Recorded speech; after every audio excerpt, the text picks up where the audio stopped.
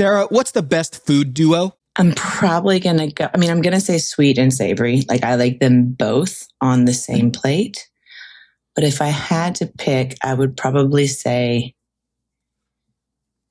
corn and blueberries. Corn and blueberries. Corn and blueberries. Corn and blueberries. Yeah. What? Educate me, please. Like think like cornbread skillet cake. Like you put cook it in the cast iron skillet with like little bacon fat in the bottom, and then you put maple syrup all over the top. Or like think about like blueberry muffins, but you make them with some like cornmeal. I don't know why. Yeah. Anytime I see corn, blueberry maple is my favorite. That's a trinity. That's a holy trinity. That's not a duo. I know. It's either that or peanut butter and chocolate. Oh, yeah. Reese's peanut butter cup type deal. Yeah. I'm going salt and pepper. Now, that seems very easy, but I'd love to read the story of how salt and pepper became on every table in every restaurant. Is there like an origin story that some historical trade route that made sure that every table had not just salt, but also pepper? And how come black pepper? Is that the most ubiquitous, easiest to grow? Is it the most mild of the peppers? There's a story here is that my first Halloween costume as a kid was me and my twin sister were salt and pepper shakers. And it's an easy, put a bed sheet, kind of look like ghosts, and one had an S and one had a P. And so I was salt and pepper. And so I feel like that's the best duo. Do you have any sort of insight as to why salt and pepper became like the spice duo? And is that globally? No, it feels, I've Googled it. I put the Googs in, and it feels like pepper was a very rare and luxurious import. It says it started here with maybe King Louis the 14th. I think that's what that says. 16th. I don't know. And he required it on every table. My Roman numerals might be off. But that it didn't become a thing until the 17th century. And then they started to put salt and pepper on every table. And it was because it was luxurious. Yeah. I'd imagine that there's some sort of like premium aspect to it that it's stuck from there. And it's a European thing, not an Americanized thing. Yeah. But it's interesting because it's saying here that it was a rare and luxurious import. But then somebody else says it was the most common spice. So it didn't everybody had it. You just had salt and pepper. Right. I don't put salt and pepper on the table at the restaurant. Yeah, because you don't need it. Because it's already perfect. You don't need it. As someone asks for it, you're like, I'm going to help you out here. But do people ask for it? They ask for it every once in a while. And I'm going to admit something publicly. I will say, if you ask for salt and pepper at my restaurant, it will take us a little while to get it to you, so that hopefully you'll just get it, not too long. You know what I mean? We're not making you wait forever, but we don't just rush and grab it and bring it back immediately. Hopefully they'll take a bite and they'll be like, oh man, I don't need salt and pepper. But yeah, I think some people just get it and they just automatically put it on their food. They just automatically think it's not going to be seasoned.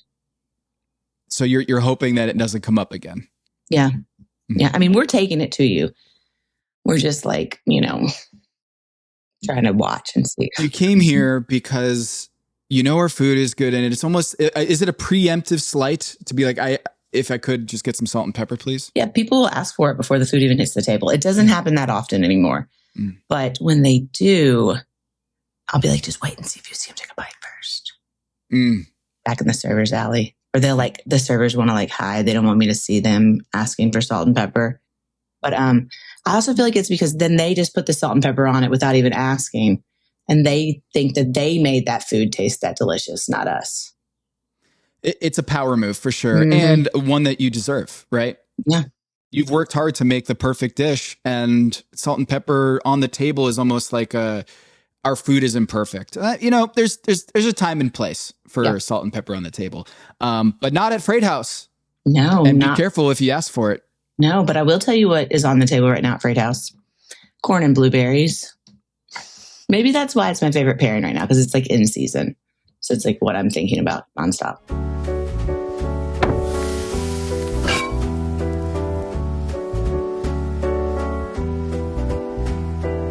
This is Pack Your Knives. I'm Tom Haberstroh.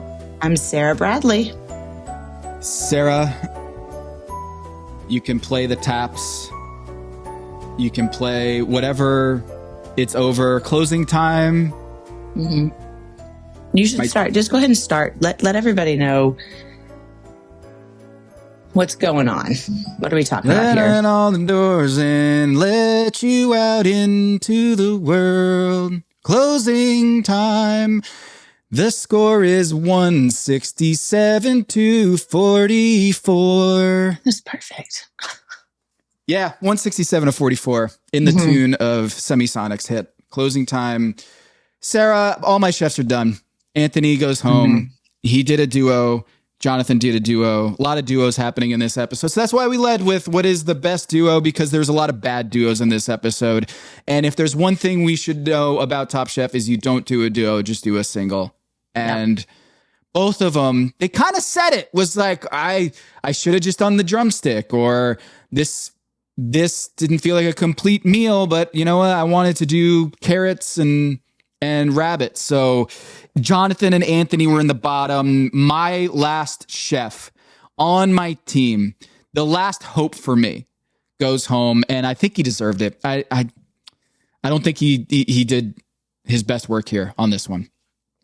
It's so interesting because at this point, like, we're so invested in all of them, and we've seen them all do really well. Like, they've had high points, low points.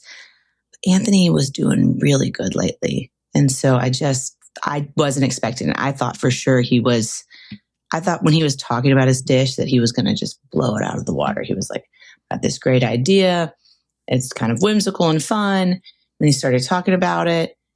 And then the moment that I saw them put the plates down, and I noticed like that the egg roll wrapper, did you notice it had rolled all the way to the edge of the plate? I was like, oh, he's done. I was like, it just looks too odd right now. It looks too odd. It's not going to eat good. That thing has got to be dry as bone because it's just rolling around. Like, there's no anything there holding it together. So bye-bye, Anthony. But there's a good thing about this, though. I will automatically win. So I've won. Oh, come on. So I thought you were trying to be nice, and you just took the dagger and twisted it a little deeper there.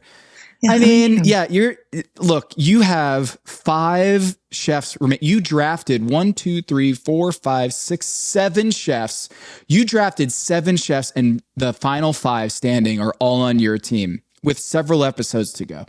And one of those that you drafted, Sherry, with one of your top picks, I felt like this was the Sherry episode. Let's be honest. We led with Anthony and Jonathan because they were at the bottom and the duos. But can we talk about Sherry? What would be the Dwayne equivalent of Sherry? Would it be Gary? Would it be Jerry? Like, what is the alter ego of Sherry? Maybe that's just her ego. Maybe that's just who she is. Where she was on this episode, they showed a fiercer side to her. She was having, she was like, Jonathan, hey, back off, dude. Enough. I'm in my own head here. I'm not in the right space to play nice. She's doing the meditation. She's trying to get herself grounded. And she said something in this episode. She said, what have I made that is not fucking good? And that's the problem. She's been in the middle the entire season, basically. And I feel like we talk about Seeger not approving of the judges or not feeling like he's getting a fair shake.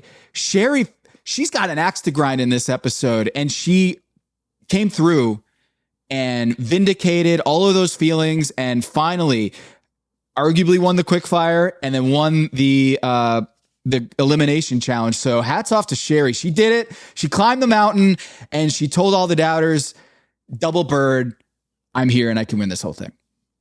Yeah.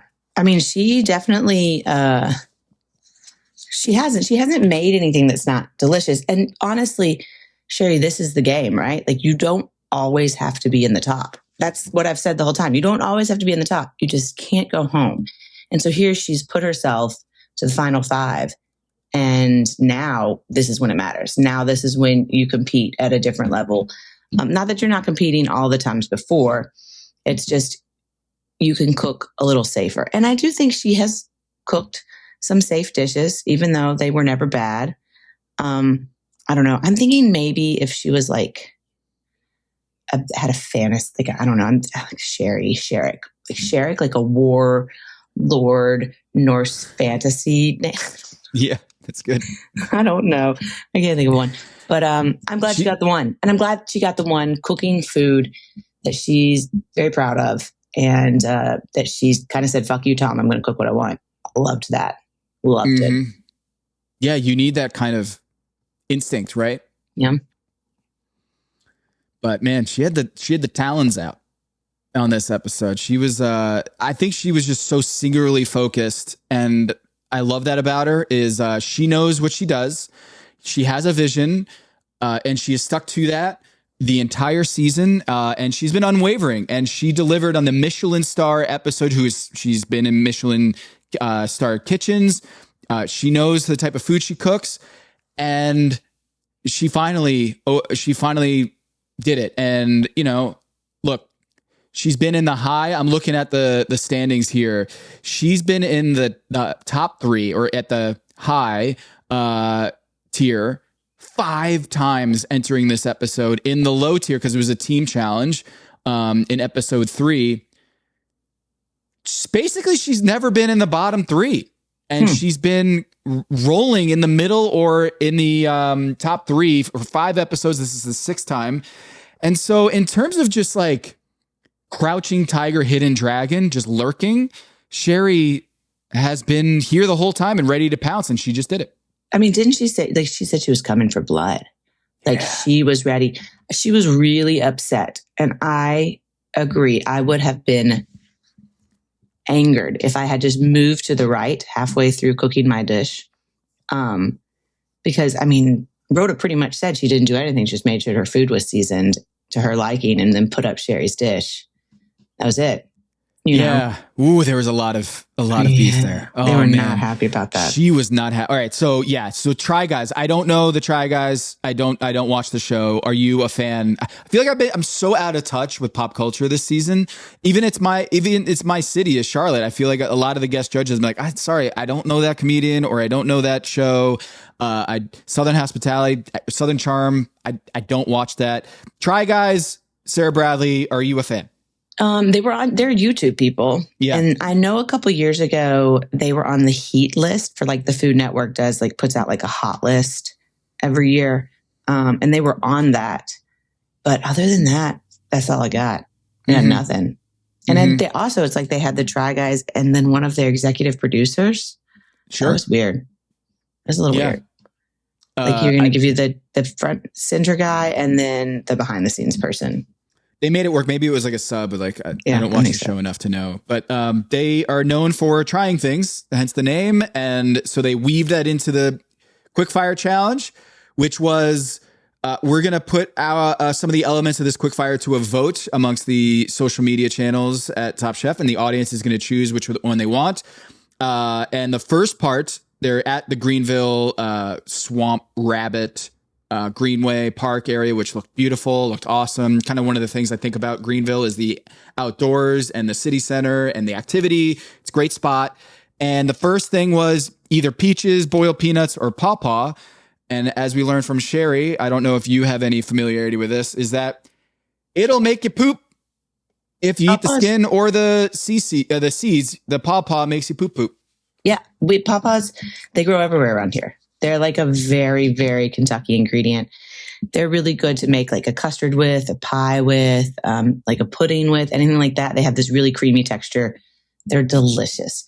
But the picture that they showed is not how you would eat them. They showed them like these perfect green fruit that they pulled from like the internet.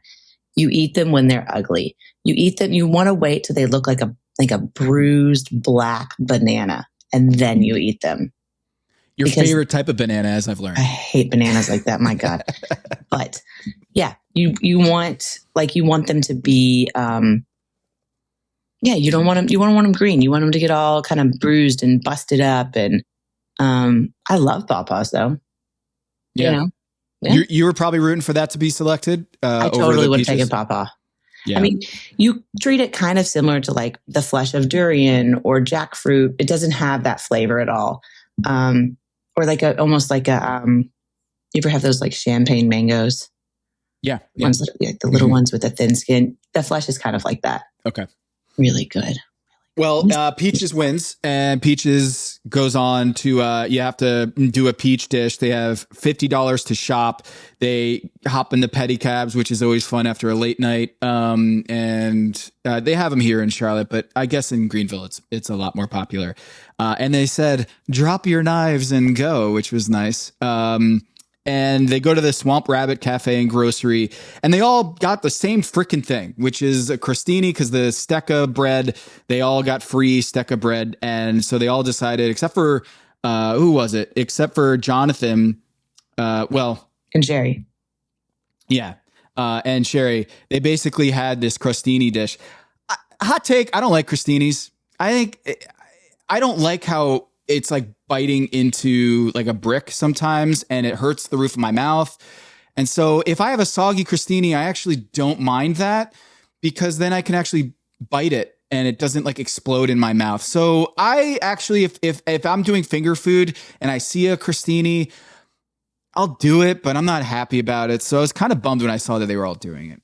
I agree with the crostini, because it's either going to be really, really, really, really crispy, like so crispy that it like, cracks in your mouth and cuts the roof of your mouth, or it's just going to be really crispy on the outside and soggy in the middle. Like, I don't like that. I like fatunta, like big, thick sliced grilled bread, and you like rub garlic all over it. That's the way I would prefer it. But yeah, like the crostini, not into it. Not into it either. So they know, Sarah, that there's going to be a curveball, because, that seems too easy. Oh, we put it to a vote. Peaches, go shop for it. The second curveball is they gotta either do 15, 20, or 30 minutes. And the audience selected 30, which shouts to the audience. I didn't think that was going to happen, but I think the audience at a certain point realizes 15 is just not enough time to actually do some good cooking. You can't get enough. I would have definitely bought a protein. I was thinking about it. Like, what would I have done to set myself apart from everybody else? I'm not talking about needing a lot. Maybe a few slices of bacon, just so you could have that like bacon fat infused, or maybe 6 shrimp, so you could serve like poached shrimp. Because when you get back, I mean, the curveball might be that you have to use everything you've purchased, but that's not much of a curveball, right? Like, you have to use everything you bought.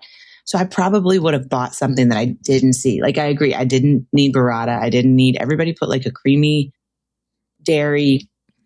They had herbs. They had bread. It was literally pretty much all this. They all made like a green herb puree. We see raisins in 2 different dishes. I do not put raisins and peaches together. Nowhere in my mind do raisins and peaches exist in the same world whatsoever. That was bizarre to me. I would have bought some protein, just a little, not a lot, just a little, right. Little bacon. But when you move to the right, then the protein goes bye-bye. So this curveball that they threw in there, where it was either move to the right, add foam, or make a sandwich, 100% know that you're going to peg the audience to be like, move to the right. That's fun. Like, as soon as they added those categories, like, oh, this is for sure, they're going to make them move to the right. I would venture to say that was like an 80-10-10 split on the votes, I'm guessing. Well, I liked when they said add a foam, they like shifted right away to Jonathan. They like shifted to, because he's always like putting the foams on stuff. They're like, add a foam, and they like shifted and like looked excited for a second. And a sandwich, I mean, they all would have been good. But if that's the case, Sherry still could have done something with her tortillas. She could have made essentially a sandwich, Yeah. Move to the right was the obvious decision. Remind me, did you have anything like that? Or is like we have to pick up from someone else's station, or you have to any sort of gimmick like that on Top Chef? Anything like when they announced it, did it? Oh, this brought me back. Yes, one time, season 16, we had to go shopping. We were doing like a Christmas episode, and it was Brooke Williamson and Richard Blaze were the guest for it. And they came out, and we all had to they gave us a box, and we had 2 minutes to put everything we wanted for our dish in that box. And then we had to bring them back over. And then we played Dirty Santa for the boxes. I got a great box. Mine was beautiful. I picked Kelsey's. It had like chicken livers, eggs, peas, bacon, all this stuff. But Kelsey, I remember, got Brian's from Young Buck, the hat you're wearing. Mm-hmm. And inside it was deli ham and asparagus. And that's all he put in his box in like 2 minutes was a chunk of deli ham. And not like country ham. This was deli ham. No, like straight up like deli, like water deli ham. And what was he even thinking he was going to make? I don't know. Maybe he knew. Yeah. And then I remember Padma saying, I wish you'd worked some more ingredients in there, Kelsey. And Kelsey was like, what the fuck was that what was I supposed to do? I had deli ham and asparagus. So those ones are tough. Because you get in your head what you're going to cook and then they take it from you. Yeah. And luckily, I guess in this one that they're all pretty similar vibes on the dishes. So it wasn't a total U-turn for these. But nonetheless, Sherry was livid about it because as we've talked about earlier, she has a vision. She knows what she's going to do. And she felt like this was going to be the winning dish, the winning combination. And Rhoda gets the peach burrata tostada with corn relish, chipotle aioli. And Rhoda wins the $10,000. And Sherry, the whole time, is just taking jabs left and right, being like, that's my dish. So you plated my dish. Congratulations. If I could ask Rhoda after this season, one of the questions would be, did you share with Sherry on the winnings from this Quickfire? What would you have done, Sarah? I don't think they let you. I mean, I guess you could afterwards. Venmo, I guess if you want to pay taxes on it and then Venmo her some money, you can. But you're going to pay taxes on those winnings. So, Kelsey tried to give me on the boat one. She tried to give me the BMW driving experience, and they said no. They said it was hers. It was in her name. No. I said, okay. All right. Yeah. And I tried to give my Derby tickets to someone else because I was like 38 or 39 weeks pregnant and I couldn't go. And they wouldn't let me. So, yeah. So in spirit, Rhoda is going to take care of Sherry. But in terms of the actual winning, she's not going to earmark $5,000 to Sherry, probably, or whatever tax taken out of that, what it ends up being. Jonathan ends up doing the heirloom tomatoes with peaches, sardines, and green harissa. And then Seeger does the sunflower seed. Ayad with whipped feta and dill. Yeah. Sherry does the gochujang, peaches, tomatoes, fresh basil pesto. The arugula was a little bitter, but why'd she put it on the plate? She said it was bitter. She's like, oh, it's just got this bitter puree. You don't have to put it on the plate. The challenge wasn't to execute their dish. It was to take the mise en place that you had and do something. And I'm sure there was sugar in house. I know that, maybe there wasn't. Come on. Right? I feel like they give you a few things. I don't know. Maybe not. Because somebody was buying honey. Maybe she didn't have any food. If she was in the same headspace as I would be, I'd be a little bitter myself. And maybe I would, as a martyr, be like, I'm going to use whatever they gave me. So screw it. Yeah. Then again, the competitor in me would be like, no, don't put anything on the plate you're not happy with. So, Anthony did basically the same dish as Lawrence with the crostini with whipped feta as the base rather than yogurt, which is what Lawrence ended up doing with the raisin relish. And Anthony had the toasted almonds. The bottom three was Jonathan, the sardines were too strong. Anthony, the cuts were too thick. And Seeger, kind of the same note, was just too big on the plate. The cuts were. On the top was Lawrence. The texture, they really enjoyed the textures and the pop of vinegar. Rhoda, the chipotle married with the peaches. Who would have thought that was a great combination? Well, Sherry did. And she just giggles her way to $10,000. Seeger, the dill worked really well, and the sunflower seeds. I'm actually someone, when I was a kid on road trips with my family, I'd be the kid popping sunflower seeds. Still to this day, you like to joke with me about how I was like basically the one that got away from the big tobacco because I was already doing the lip of beef jerky. I was already smoking the sugar cigs, and yet I never got into smoking cigs or chewing tobacco, which is impressive. And then you throw in the fact that I was dipping basically sunflower seeds my whole life. I love a good sunflower seed, so it was good to see that here. But really, you know what? I just figured it out right here on the show. I just figured out why I have such a salt tooth, and it's probably because I was huffing sunflower seeds and how salty they were my entire childhood. I totally thought you were going to say, I figured it out. This is why I have ADHD, because well, you have to have something, right? Like you're constantly like doing something with your hands. You're kind of like thinking, you're like, I'm going to pop these sunflower seeds. I'm going to grab these candy cigs and smoke them. I'm going to be packing beef jerky in my lip. That's where I thought you were going. Yeah. I didn't think you were going salt. I thought you were going like, this is why I'm a fidgety, but you don't seem that fidgety, but I thought maybe that's where it was headed.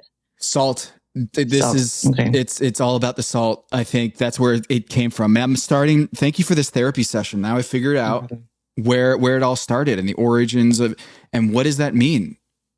I mean, my family, we didn't do sunflower seeds. We did pistachios. You had to crack the pistachio open, and but you put the whole thing in there and you sucked all the saltiness out of it. Yeah.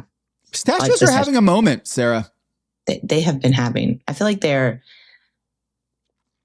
hot right now. They've been hot for a while though. Yeah. Yeah. Like my buddy was just grabbing coffee and he's like, get the pistachio latte. And I'm like, oh, okay. And then I was at Bobby's Burgers yesterday, and they have like a chocolate shake. They have a peanut butter shake. And then they have a pistachio shake, like 3 flavors. And growing up, I think McDonald's might have had a pistachio flavored ice cream, but I have this like weird, my dad loves pistachio ice cream. I feel like we've had this convo before. Yeah, I remember this. Your dad, he was like, had pistachio. Okay, I got so this. like, I feel like pistachio's having a big moment now, but then again, they did a big marketing push with, Super Bowl ads a couple years ago. So maybe it's been here. But yeah, there's a whole, you would prefer that you shelled your pistachios by hand rather than getting it. I mean, it's just, it just makes it the dining experience more fun, right? Like the way I want to pour out my Cheetos into a bowl and eat all of the large Cheetos and then the medium Cheetos and then the small Cheetos and then save the tiny Cheetos. Like I want to like eat with my fingers. I would rather pick crab or get shrimp with the shell on. I like to meticulously, I like to take my time. So I'm going to eat my pistachios in the shell. What about Lucky Charms cereal? What's your move there? Oh shit. Well, you got to eat all of the marshmallows first. Yeah. And then who cares if you even eat the other stuff? But if you left the marshmallows to the end, they would be too soggy. I would want them crunchy. They become like a goo if you leave it. You got to eat them. Yeah. But at least the milk is delicious. If you're not eating the actual cereal part of it. I thought of you, Sarah, for this elimination challenge because of Alone. A lot of rabbits in Alone, the show. When they're out, they have to cook. They have to, hunt. And yes, sometimes they end up having to get squirrel or fishing for trout or pike. But oftentimes they'll get rabbit, and note how little fat is on these things. So it's going to hold you over, but you can't sustain several months in the wild on just rabbit because it doesn't have as much of a fat content as, say, porcupine, for example, happens a lot on the show. So I thank you, Sarah, for so much in my life, but also for introducing this show Alone. So I would know more about how rabbit does not offer the same fat content as some other animals that you might eat more commonly. And therefore you have to add whether it's oil or caul fat, like Seeger was looking for. And so I was learning a lot about this in this episode. Hey, you got to make sure there's a lot of fat content on this. Okay, so 2 things about rabbits. Number 1, we used to have a person that sold rabbits to the restaurant, and they sold us, they were called Flemish Giants. Flemish Giants. I want everybody to look them up. They weighed like 15, 20 pounds. They were huge.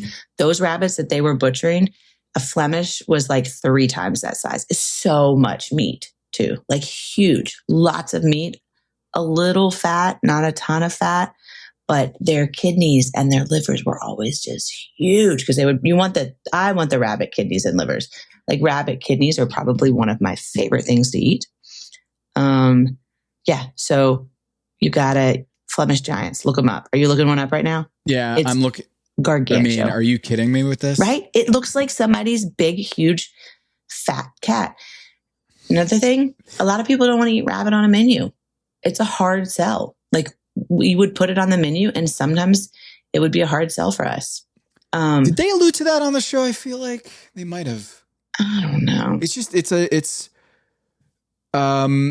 Why do you think it's a hard sell? Is it because they don't associate it with, they think they're too cute to eat, or because they're not as...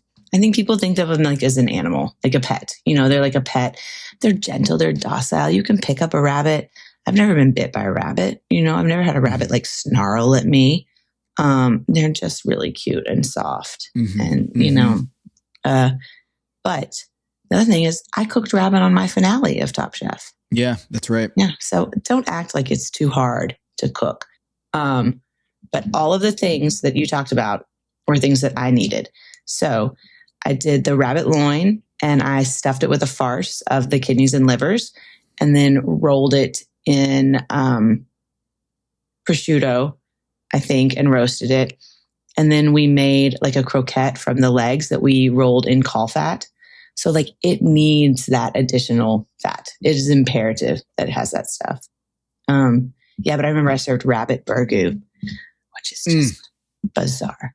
I just remember just them thinking about me serving burgoo. And I was like, yeah, it's no problem at all. I got this.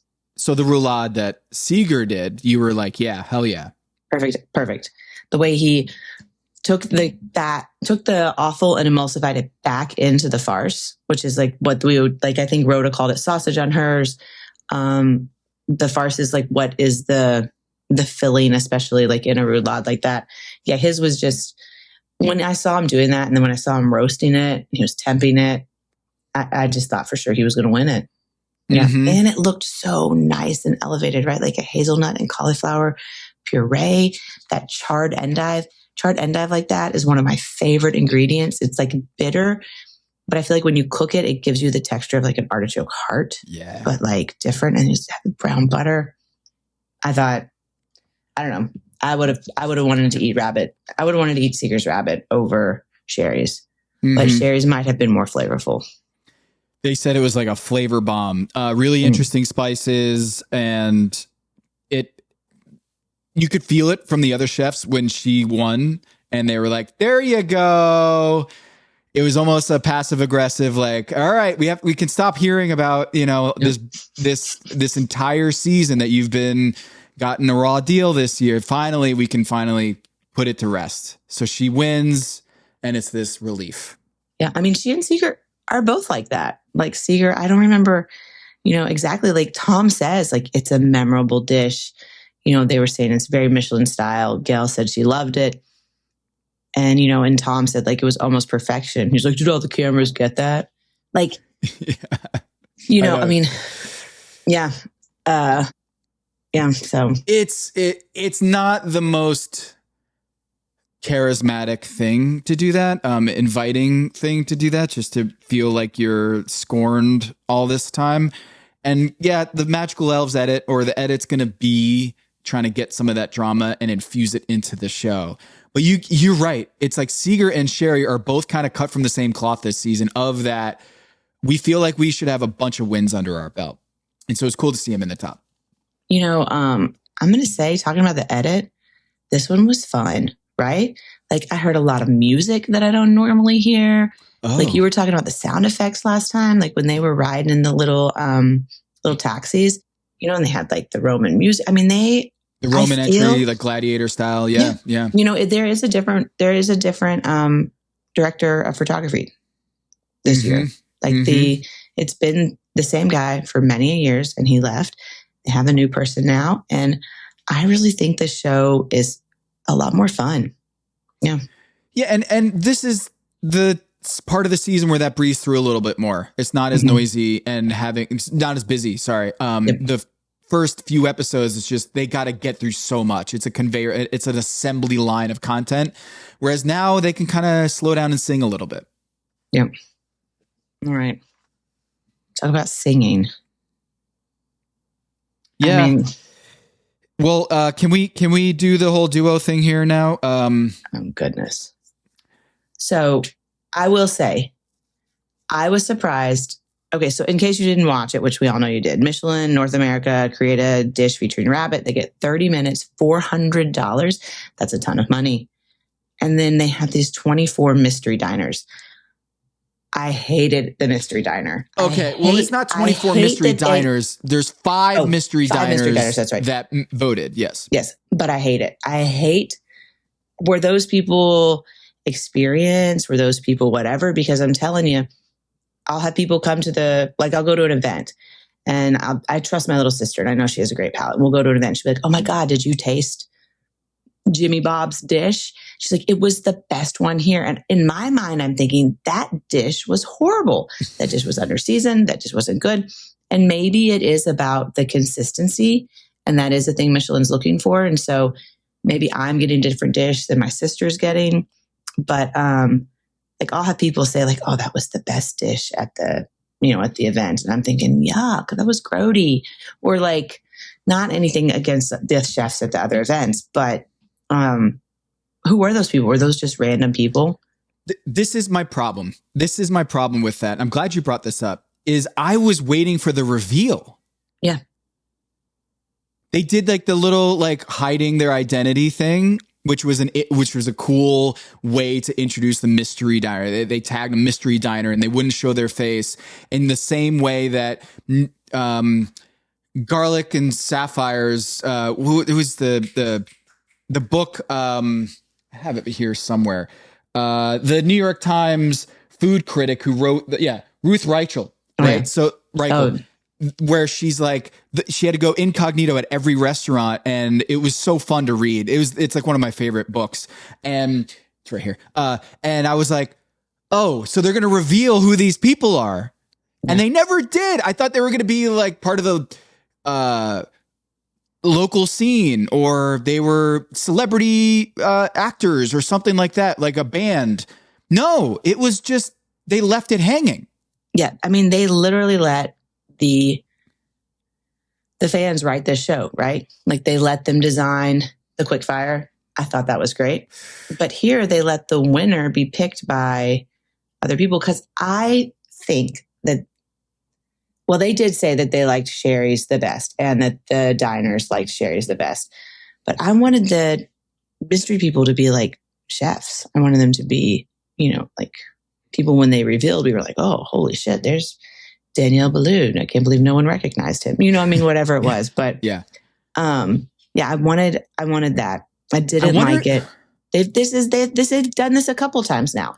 They've let the people in the crowd choose the winner. And that's not what I'm here for. I am here for Tom and Gail and Kristen and another very respected person picking who is the best. That's what I want. I don't want the crowd to source it and pick it. It's funny you mentioned this, because on Friday, I emceed this charity event, this fundraiser, which was a spin on Next Level Chef. It was called Next Level Hope, and it's for food insecurity and homelessness, addiction, recovery residential community here in Charlotte called Hope Haven. And as part of the conceit, we got a bunch of local chefs to compete for a 30-minute cook, and there was a judges table, and then there was an audience score.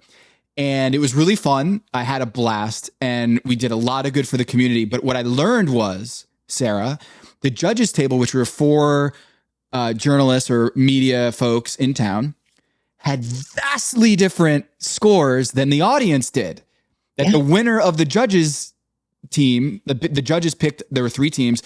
The winner of that judges team was the last place in the audience score. And it drove home how everyone could be eating the same food and have very different experiences.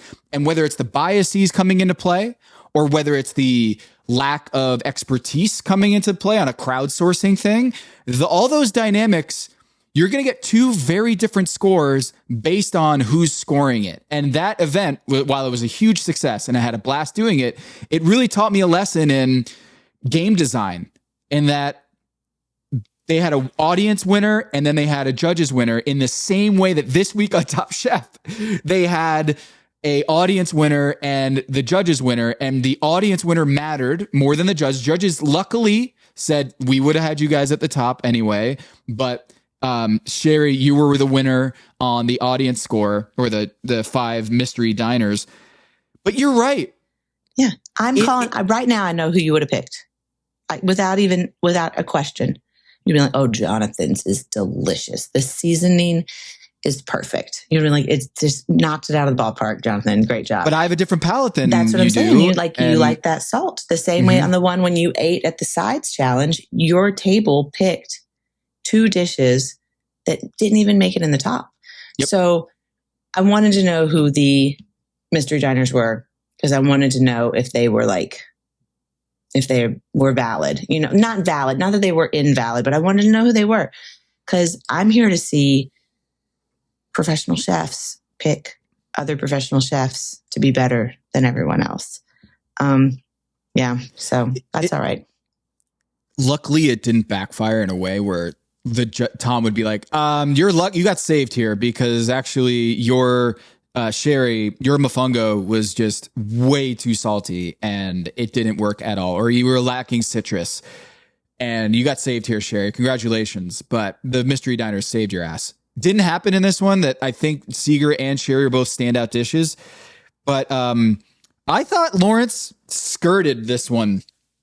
When the wrapper on his shumai didn't really work, and the judges noticed it, or the diners noticed, like, oh, I've never had it upside down here like this before. There wasn't really a secondary component to it, and he didn't cook it very well, or the wrapper didn't work. I thought he was going to be in the bottom for show, and he didn't. So, Sarah, what do you think about that? Okay, this is a testament to the gameplay as a chef cooking. They didn't serve, like, they were serving food throughout, and normally you plate up all your plates and then they go out and you don't get to pick which plates go to the judges and all of that stuff. So he had to plate some, but I looked and all of the judges had ones that were facing the right way. So I do wonder if he had to plate those and then send the rest out, or how it was working back in the kitchen. They didn't stick. They didn't look right. They said the meat wasn't good. I don't know. I'm surprised Lawrence wasn't in the bottom. He said it was tasty, but it was not interesting. The meat was inconsistent in its size. The dumpling wrappers were store-bought, which I think in 3 hours, all he did was chop up a rabbit. It didn't even matter if he butchered the rabbit properly, because he just butchered it. Like, he literally just sliced it off, chopped it up. That was it. So I was surprised that he did not go. A rare miss from Lawrence. Mm-hmm.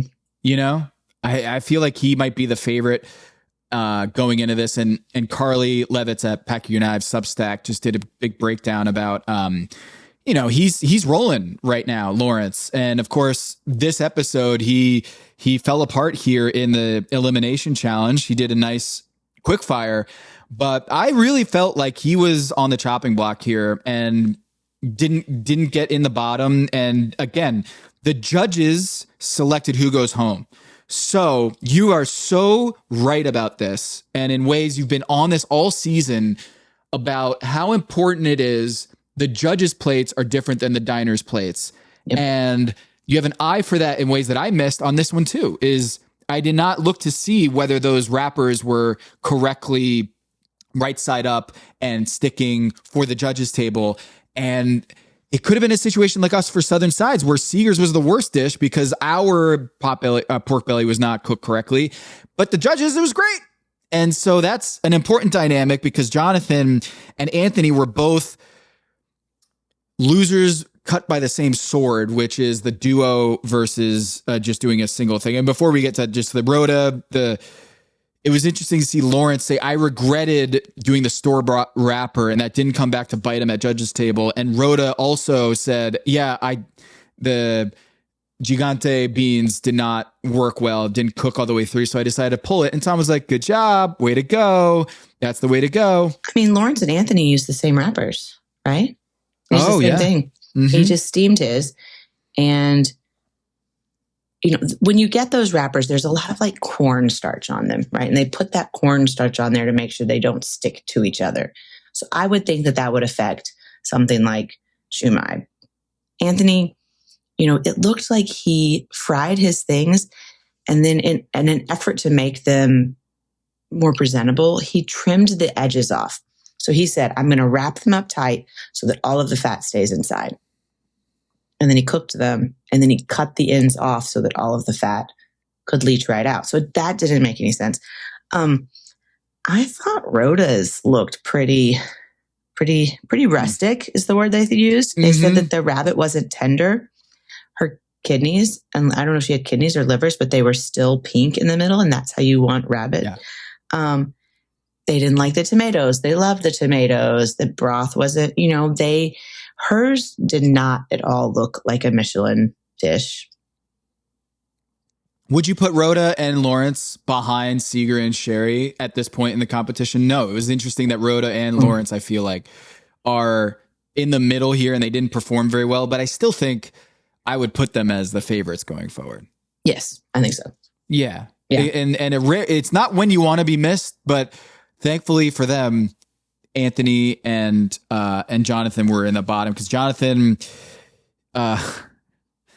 my plate wasn't an hors d'oeuvre, I thought was a sexual innuendo joke, because Gail was like, the ball wasn't, it was too big or whatever. My meat was too big or whatever. But I think it was actually more of a jab at Anthony. And Anthony was like, oh, okay, shots fired. So I think it worked on both levels. Well, they said, I think they were like, it's just more like a collection of like canapes is what they had mentioned at judges table.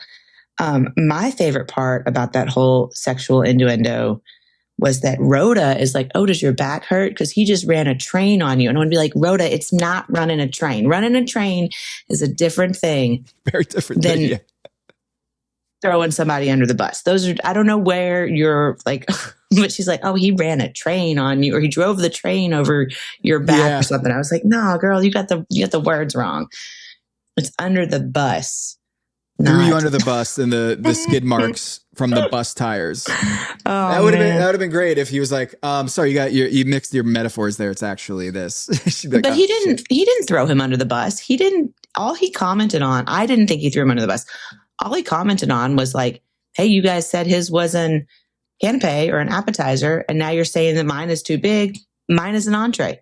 So like, mine's an entree, mine's too big, his is too little. Like, what do you want? So I didn't think that line, that was out of line. Plus, you're standing up there in front of the judges. You've made it to the top 6. One of you is about to go home, and they say to you, why should you get to stay?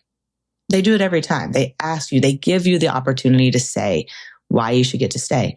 And sometimes those comments, they share them without the frame of reference that they just said, why should you stay? And he said, mine was an entree. You asked for an entree. I gave you an entree.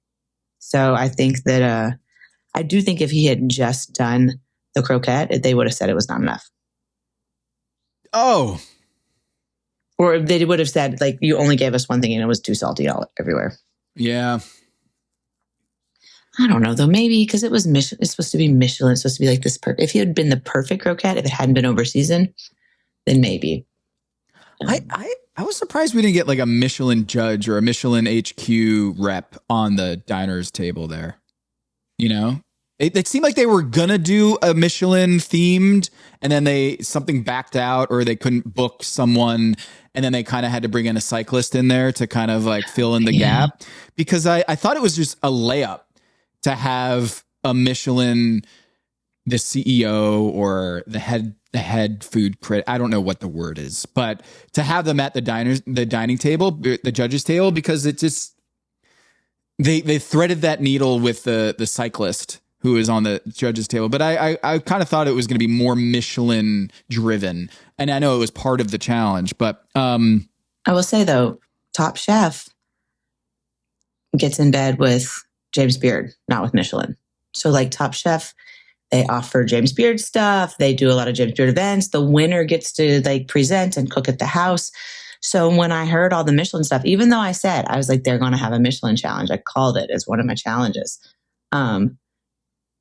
Yeah, they didn't have anybody there like representing them. So the power dynamics there is something that in the sports world, I always get really nerdy about, is the agencies and the influence of the little politics behind the scenes. And there is that element where the judges aren't getting a feature in the Michelin Guide or whatever it is, the winner of Top Chef.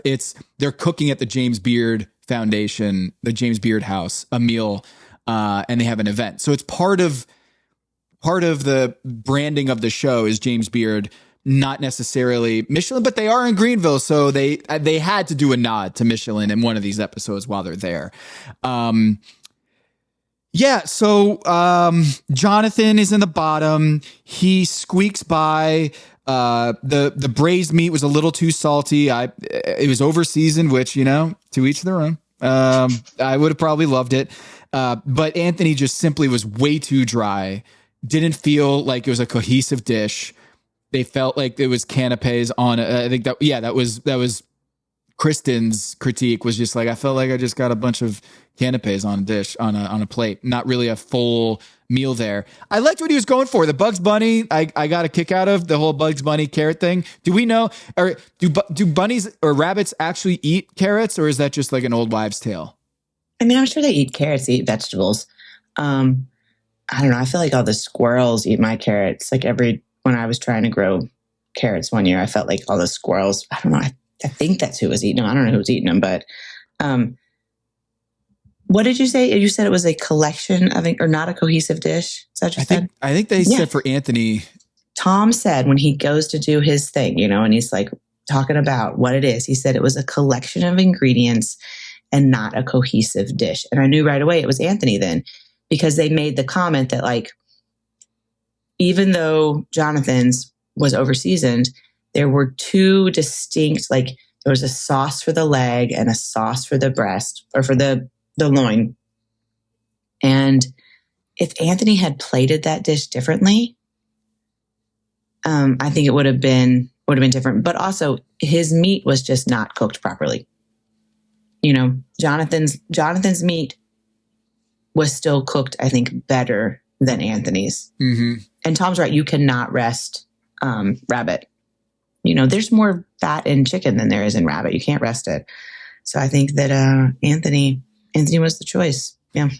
Any thoughts on Nikki Nakayama, the guest judge here, or any Greenville, South Carolina?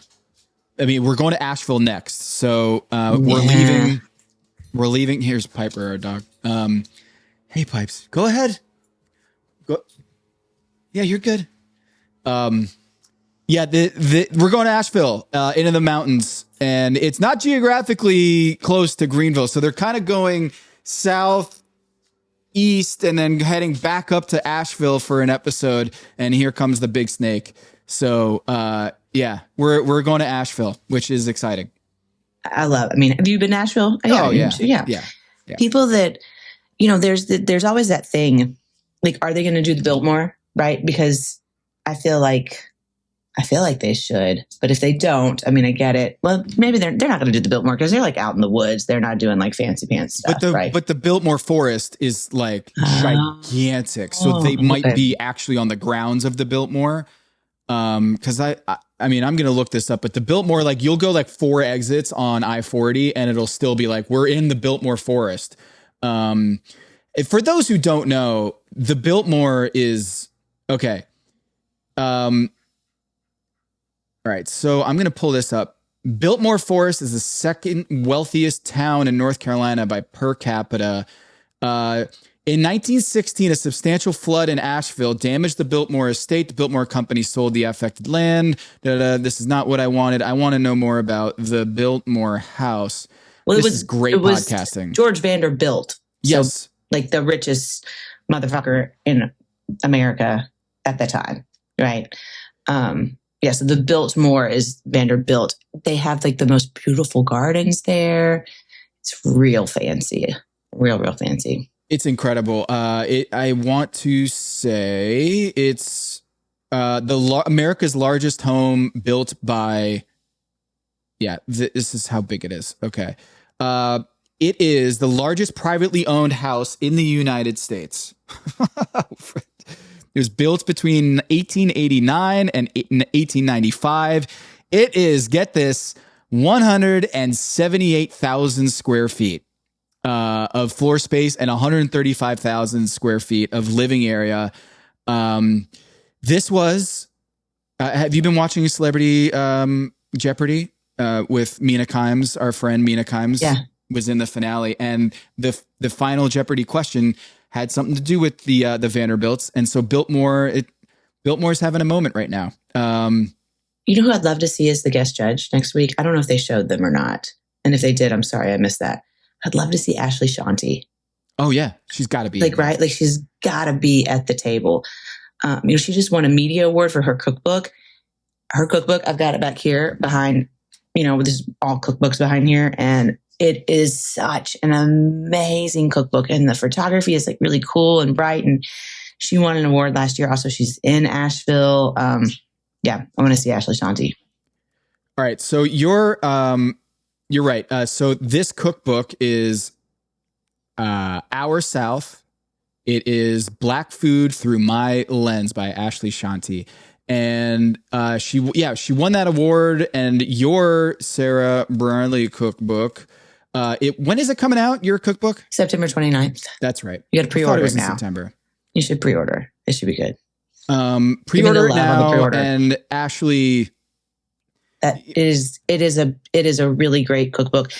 It is, the stories are so well written, and like the paper is thick, and like the art is cool, and like it's a really nice cookbook. So I would definitely suggest that. Okay. Yeah, because you have a greater appreciation for it now that you've gone through the process. Oh shit! So what a process! I can tell you're just like, it's so admiration for what she did there. Yeah. Well, I think she's going to be there. You are going to. I mean, in a way, there's kind of a piece for me is that I can watch each episode like I'm watching the March Madness tournament without a team or a bracket. Like I'm just watching to have fun now. I don't have a dog on the fight. I am just saying though, and we know we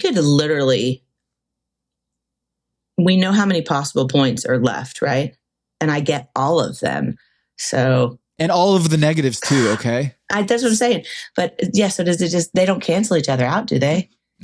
No, yeah. No. The winner gets 25. So you're going to get, no matter what, banking in the 25. I mean, right? So we got Seeger, Jonathan, Rhoda, Sherry, and Lawrence. The point totals for what we have right now is Lawrence is at 65, Sherry at 41, Rhoda at 24, Jonathan at 23, and Seeger at 9.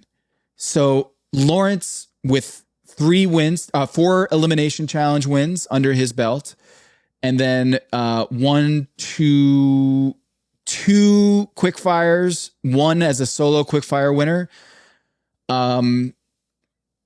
Heavy favorite, Lawrence, but he stumbled in this episode, so there is still some tension here and some drama that we feel like Lawrence, it may be the favorite with Rhoda, but certainly not to the extent that it's over. You're not taking Lawrence over the field. What are Lawrence's other bottoms? Like, what are his other, like when he's in the bottom?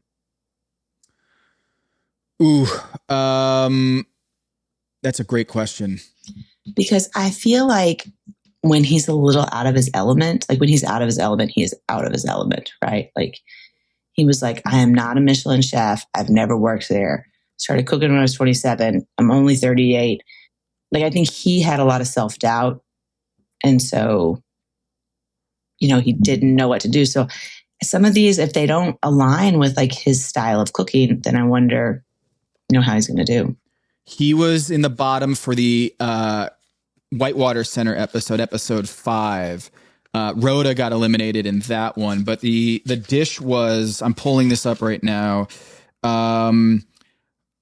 That was the brassica salad with trail mix. It was too overdressed. It was a creamy sesame dressing and pomegranate glass. Remember that little like fruit roll up on the top of it that he did? It was greasy, overdressed, and wasn't their best work. And Rhoda, the roasted monkfish ended up sending her home. But that episode, he was not. The dehydrated food was not his favorite, or not his best work either. Yeah, I mean, I would probably pick. I'm going to guess that Jonathan goes home next. Absolutely no. Not because Jonathan got the family call. They open with Jonathan in the family call. Okay, so I feel like we have seen some statistics on how that plays out. Either Jonathan wins, he loses, or he's in the middle for next episode. I'm calling it now. It seems fairly straightforward because there was the snake thing that they did in the preview, but there wasn't like there's serious drama. Someone's going home and there's a fight, or they're backstabbing each other. But the drama was that rat snake, which by the way is not poisonous. Molly at Whitewater Center in the woods here in Charlotte almost stepped on a rat snake, and it was like, oh no, a snake. But it was like, they'll bite, but it's not like a poisonous snake. Whereas that snake was right on Lawrence's foot. Like it was right there. And the fact that Tom was like calmly, like in a very Tom, just heads up, watch out for that snake there. Not like, hey, like he was just very calm and collected, like just great bedside manner. He'd be a great doctor, I think. Just be like, hey, here's the deal. There's a snake over by your foot. You might want to check that out. That was close. Yeah. But I think we got the Jonathan call. So either we need to get really invested in Jonathan, or he got his shot with his family, and that's it. I don't know. Mm-hmm. We'll see. I'm going to read up. If there's not a book about the history of salt and pepper, I'm going to maybe there are some history. There's a great book about the history of salt and all the wars that have been fought over salt. I love that history stuff. Give me more food history. Since Tom ruined the fantasy game, why don't you both pick the final three now? Maze said. Maze, I don't want to do this again. She's too good. I think Team Tom needs to reset in an off season and just kind of go over, maybe bring in some new analytics or new scouting staff and try to beef up against Sarah. I think you go blind draft from here on out, though. Right? Mm-hmm. I mean, I know it didn't work out for you. Yeah, it was super fun. Yeah, it worked out for me. But I do think it speaks to the fact that, like, I don't know. Like, I'm a chef, right? Like, I'm a chef, so I should be able to look at other chefs in that way and kind of guess how they're going to do. I needed no help from the producers. You know, we shot that all before. Just as soon as saying this, but I don't believe you. As soon as the list came out, because I wanted to be on the show and you wanted to be on the show, and I was like, we got to do this before. I know what we did, but the fact that you had 5 of the final chefs, it's just, you know what? I can't scream, I can't cry to the refs here. You just beat my ass. That's it. You know, I had Anthony as my number 1 pick, and I'm glad that my number 1 pick went as far as he did. Almost to the finale, and I'm proud of that. I'm proud of you, Anthony. Thanks for hanging in there. Dwen, fan favorite, like you said, so I feel great about picking Dwen. And Oscar, also a fan favorite. So while they didn't make it to this far in the competition, I'm still and you know what? As they say, if they redo this show 10 times, I think Jossie ends up further in the competition than he showed. So I don't know. 9 times out of 10, maybe Jossie's in the finale. I don't know. I'm just saying. I don't know about 9 times out of 10. Well, you picked Jossie high on your big board too. So I did. I wanted Jossie. I was going to pick Jossie, and you took him. Yeah. That was going to be for my second round of picks. I don't know. I do like the way Jonathan is a different person without his brother around. Mm-hmm. I like that. Yeah. I know. There's not a single one of those plates I didn't want to eat. I did want to eat. I wanted the tostada for the Quickfire. That's what I wanted. Oh, yeah. That's what I wanted. And then, yeah, I guess, I don't know. I would not have wanted, I love shumai, but I would not have wanted, I would have been like, this is it, you know? If you're going to serve shumai, if you're going to serve a simple food like that, like it has to be perfect, right? It has to be perfect. It wasn't. Lawrence almost went home. Wow. Like that. I mean, that feels like that one of the headlines here in this episode is Lawrence. Before we go, again, with the whole, you get an advantage or immunity, but we're not going to really talk about it. Lawrence got $500 versus $400, and it was just kind of sprung upon them in this episode. It was like, oh, by the way, Lawrence, you're going to get $100 because you won last time in the Elimination Challenge. I feel like we're just kind of, the whole winning the Elimination Challenge, we're not really sure or not playing that up how much it pays dividends in the next episode enough. Lawrence could have probably made that dish with like $50, right? I don't mean that in like a shit way. Like it was like cornstarch or however he velveted it. I don't know, usually cornstarch. That's such a good point. Store-bought wrappers and broth. He didn't take advantage, or it didn't seem like he took advantage of his advantage, you know, with the $500. Yeah. Wow. You're right. I didn't even think about that. Lawrence, it's, you know what? You have to have a mind like a goldfish. You got to just flush it not like a goldfish. That's a mixed metaphor, but.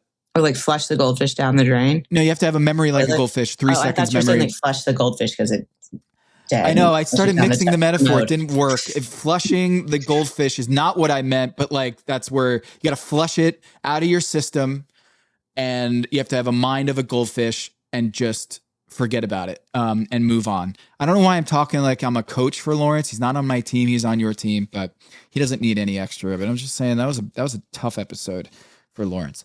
All right. They're going back on the road in their Chrysler van, Town and Country, and they're going to Asheville, going to the mountains. Very excited because after Hurricane Helene, Asheville needs a lot of people, tourism, to come back to the city and celebrate it. I'm going on a guy's trip to Asheville in the fall. Really excited about it. We're going to do a fantasy football draft and live and in person. So yeah, it's gonna get bloody out there in Asheville. I feel like maybe next year we should embrace like the loser has to do something, you know, like it's like the draft, like there's the draft winner and the draft loser. Oh, yeah. Yeah. Like a punishment, like a fantasy punishment. Yeah. Okay. Well, we can come up with something. He's the arbiter. He's our Adam Silver of the show. So we'll see what he says. Anything coming up that you wanna Thomas, I already did that. It was fine. I don't think that's a punishment for me. It's not a punishment for me. That's a punishment for Sarah. Maze says that I have to cook for Sarah. That doesn't make any sense. I would say, Sarah, yeah. Is there anything? I get to choose the dish. I was like, what you have to cook for me? No. And then you have to serve me and my children, and we get to like stand there and critique you and judge you. Like, that now we're just making it too much. That does. We'll come up with something. I like this though. Yeah. Yeah, I'll probably get my ass kicked next season. So there we go.